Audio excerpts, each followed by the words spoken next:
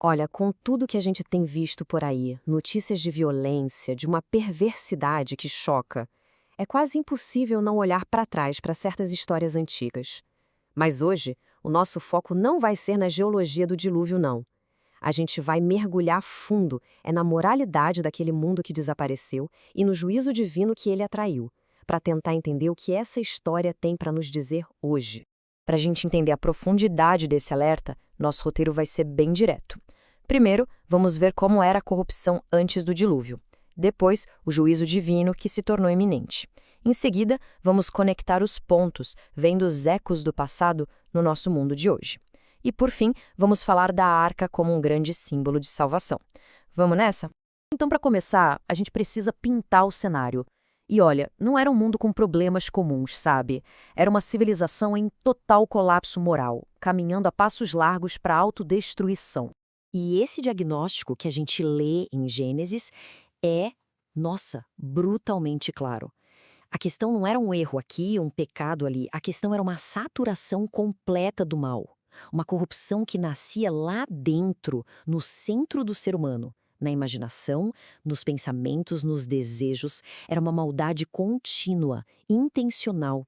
E essa degradação toda não surgiu do nada, né? Ela teve uma escalada assustadora. Começou lá com Caim, o primeiro assassinato da história. Depois, a coisa piora com Lameque, um descendente dele, que não só matava, mas se vangloriava disso, cantava sobre sua violência, desafiando a própria ordem de Deus. Isso tudo culminou numa sociedade onde a maldade deixou de ser a exceção para se tornar a regra. E a corrupção atingiu um nível quase inconcebível com o surgimento dessas figuras, os Nefilim, que significa os caídos, e os Giborim, os poderosos. A narrativa bíblica os descreve como fruto de uma união profana, proibida, entre seres angelicais e seres humanos. E eles não eram heróis no bom sentido. Eram tiranos, celebrados justamente pela força bruta e pela crueldade. Se tornaram os ídolos de uma cultura que venerava a violência. E essa corrupção toda se manifestava em cada canto da sociedade. O poder era usado para oprimir. As barreiras sexuais que Deus estabeleceu foram completamente ignoradas.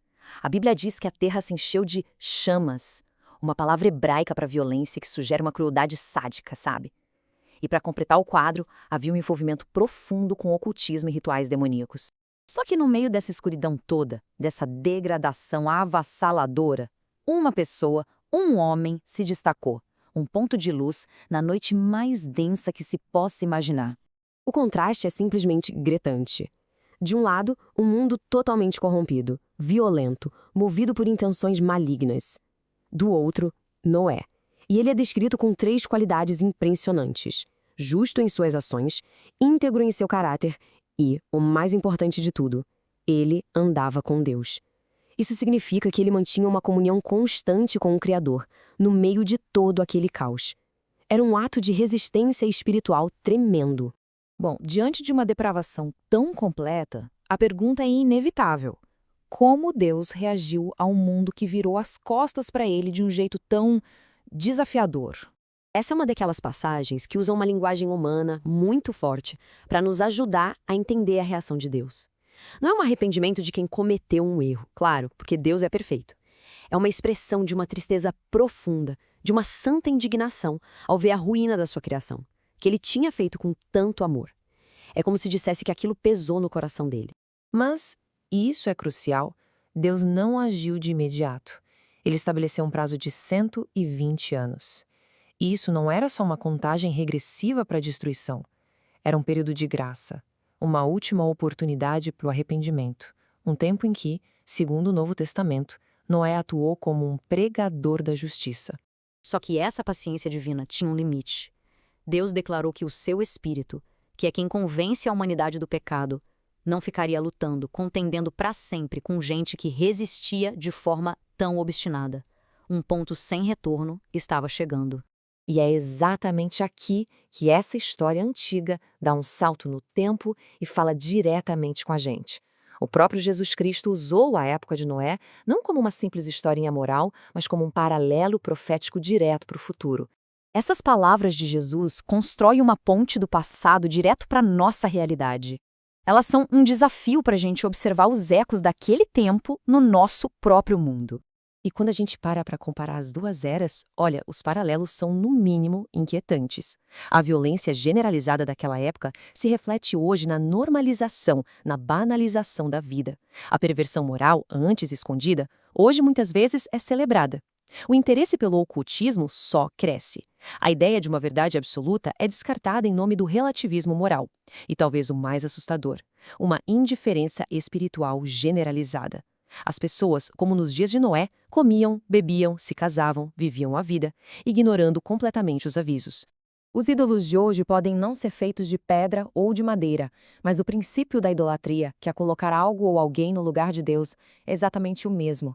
A devoção cega à fama, à tecnologia, ao prazer imediato, ao poder e ao sucesso a qualquer custo, tudo isso reflete a mesma idolatria do coração humano que existia lá nos dias de Noé. Mas, no meio de todo esse alerta pesado de juízo, a história também nos oferece um símbolo poderosíssimo de esperança e de redenção. A arca é muito mais do que só um barco gigante. Na teologia, a gente chama isso de um tipo, ou seja, é um evento, uma pessoa ou um objeto real no Antigo Testamento que aponta para uma verdade espiritual muito maior. E o padrão que a arca estabelece é claríssimo. Primeiro, o mundo corrompido é condenado. Segundo, Deus providencia um e apenas um meio de salvação. E terceiro, para entrar nesse meio de salvação é preciso ter fé e obediência. E essa figura, essa tipologia da arca, encontra o seu cumprimento perfeito em Cristo. Exatamente como a arca era o único refúgio contra as águas do dilúvio, o Novo Testamento inteiro apresenta Jesus como o único refúgio seguro contra o juízo final que virá sobre o mundo. Depois que as águas baixaram, a aliança que Deus fez com Noé, que tem o arco-íris como símbolo, não foi só uma promessa de nunca mais destruir a terra com água. Foi um passo fundamental dentro do grande plano de redenção de Deus para toda a humanidade. E aqui, o livro de Hebreus amarra tudo de forma brilhante. O texto deixa claro que a salvação de Noé não veio por suas obras perfeitas, mas sim pela fé. Uma fé viva, uma fé que agiu e que o levou a construir a arca. E por causa dessa fé, ele se tornou herdeiro da mesma justiça que, até hoje, só pode ser alcançada pela fé. Isso tudo nos deixa com um pensamento final bem provocador. O padrão de juízo e salvação foi estabelecido lá atrás. O dilúvio com água prefigura um juízo final com fogo. A advertência foi dada, e a pergunta que ecoa através dos séculos permanece: quem vai entrar na arca? A escolha de buscar refúgio continua sendo a questão mais urgente de todas. Mas olha, a profundidade dessa história é imensa, e a nossa análise não termina aqui. Se esse estudo foi útil, curta, compartilha e fique ligado para a gente continuar aprofundando essas verdades nos nossos próximos encontros. E para quem quiser mais recursos, mais materiais relacionados a essa análise, é só dar uma olhada na descrição. Tá tudo lá.